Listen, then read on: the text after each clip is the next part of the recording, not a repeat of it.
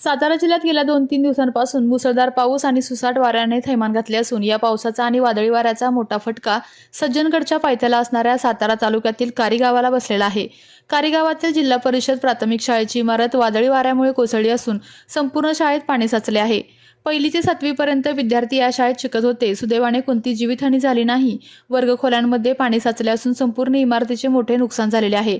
मात्र या घटनेनंतर शाळाच्या सुरक्षिततेचा प्रश्न पुन्हा एकदा ऐरणीवर आलेला आहे।